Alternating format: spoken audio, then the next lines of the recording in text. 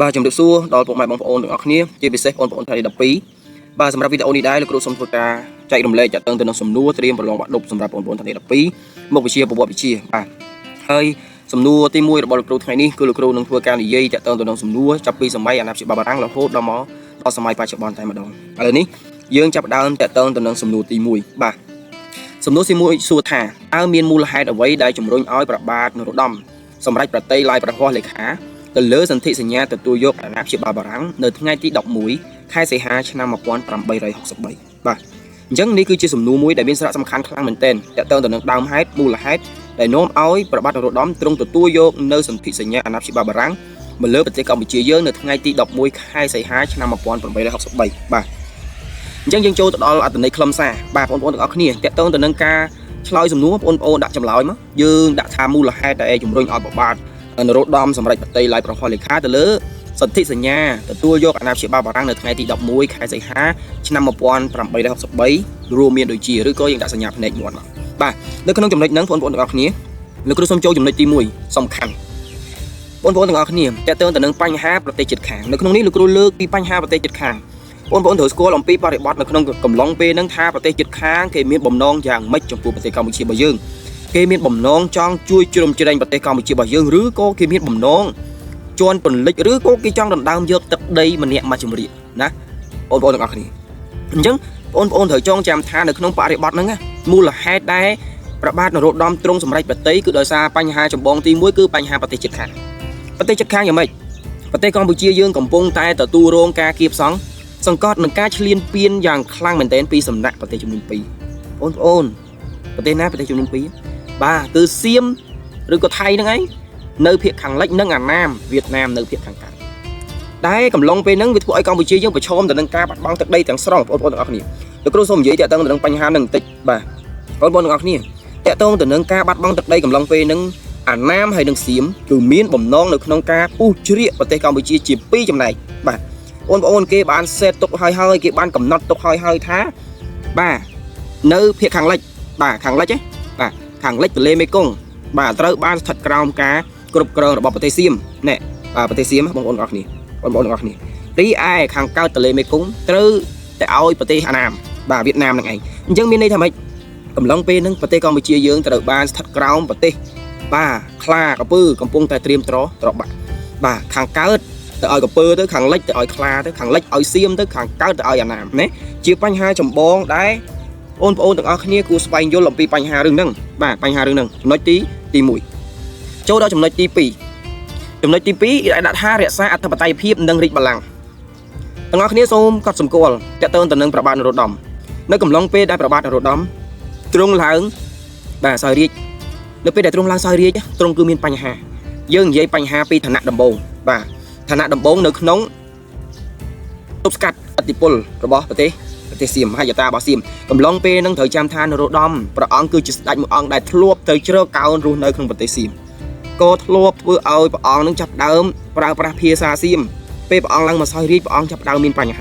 ាត្រង់ថាព្រះអង្គប្រើតែភាសាសៀមទេភាគច្រើនអត់សូវប្រើភាសាខ្មែរទេធ្វើឲ្យប្រជាពលរដ្ឋមិនសូវពេញចិត្តមួយទៀតគឺតាក់ទងទៅនឹងខ្សែរាជវង្សរបស់ព្រះអង្គមានន័យថាគ្រាន់តែអង្គនរោត្តមឡើងក្រុងរាជពុបប្អូនរបស់អង្គនរោត្តមគឺស៊ីវត្ថានោះអត់ពេញចិត្តទេបាទស៊ីវត្ថាអត់ពេញចិត្តទេព្រះអង្គស៊ីវត្ថាមិនពេញចិត្តជាហេតុដែលធ្វើឲ្យព្រះអង្គស៊ីវត្ថាចាប់ដើមបង្កឲ្យមានចលនាបះបោបងប្អូនធ្លាប់ឮចលនាពោធិកំបោទេបាទចលនាពោធិកំបោចលនាអាចារ្យស្វានឹងហើយគឺជាចលនាដែលកើតឡើងនៅក្នុងរជ្ជកាលរបស់ព្រះបាទនរោត្តមនឹងឯងណាបងប្អូនទាំងអស់គ្នាអញ្ចឹងអានឹងហើយគឺជាការរក្សានៅអធិបតេយ្យភាពនៅក្នុងដែនគ្រប់គ្រងអំណាចក៏ដូចជាការសោយរាជរបស់ព្រះអង្គក៏ដូចជារាជបល្ល័ង្ករបស់ព្រះអង្គនៅក្នុងអំឡុងពេលហ្នឹងបាទតាក់ទងទៅនឹងព្រះបាទនរោត្តមចំណុចបញ្ហាទី2បាទចូលដល់បញ្ហាទី3បញ្ហាទី3គឺតាក់ទងទៅនឹងសន្តិសុខជាតិបាទគេថាដើម្បីបញ្ចប់សង្គ្រាមផ្ទៃក្នុងនិងការបះបោរនានាដែលធ្វើឲ្យប្រទេសជាតិចុះទុនខ្សោយអញ្ចឹងយើងត្រូវចាំថានៅក្នុងកំឡុងពេលហ្នឹងប្រទេសកម្ពុជាយើងចាប់ដើមចុះទុនខ្សោយទៅហើយក្រោមការគៀបសង្កត់របស់យួនក្រោមការគៀបសង្កត់របស់សៀមជាហេតុដែលធ្វើឲ្យប្រទេសកម្ពុជាយើងចាប់ដើមបាត់បង់អធិបតេយ្យភាពរបស់ខ្លួនហើយអញ្ចឹងហើយប្រទេសជាតិសង្គមជាតិក៏ចាប់ដើមមិនមាននៅភាពសុខសន្តិភាពដែរគឺចាប់ដើមមានបញ្ហាផ្ទៃក្នុងនេះហើយគឺជាហេតុដែលនាំឲ្យមានបញ្ហាផ្ទៃក្នុងទាក់ទងទៅនឹងសន្តិសុខជាតិនៅក្នុងប្រទេសកម្ពុជារបស់យើងបាទលើពីនេះយើងចូលចំណុចទី4គេដាក់ថាការតាក់ទាញពីមហាអំណាចនៅអឺរ៉ុប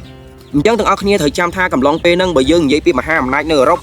គឺមានអង់គ្លេសនិងបារាំងជាប្រទេសលេខ1អង់គ្លេសលេខ2បារាំងអញ្ចឹងមហាអំណាចបារាំង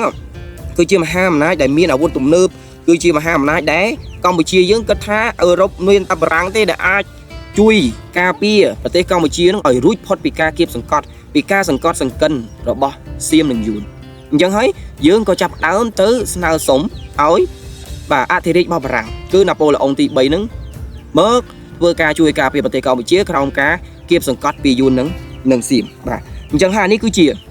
មូលហេតុចម្បងដែលបងប្អូនទាំងអស់គ្នាយកជាគំនិតនៅក្នុងការសរសេរប្រវត្តិវិទ្យាដំបូងបងប្អូនត្រូវតែធ្វើការយកគំនិតឬក៏ចំណេះដឹងឲ្យច្រើនសិនតាក់ទងទៅនឹងសម័យកាលនីមួយៗបងប្អូនសម័យកាលដែលបងប្អូនត្រូវរៀនចាប់ពីសម័យអាណាព្យាបាលបារាំងរហូតដល់បច្ចុប្បន្នមកបាទមិនខុសទេបាទប្រវត្តិវិទ្យាគេសេតហើយគេកំណត់ហើយតាក់ទងទៅនឹងសម័យកាលប្រទេសកម្ពុជារបស់យើងដែលតែងតែចេញជារៀងរាល់ឆ្នាំអញ្ចឹងបងប្អូនតាក់ទងទៅនឹងចំនួននេះជាគំនិតរបស់បងប្អូនថា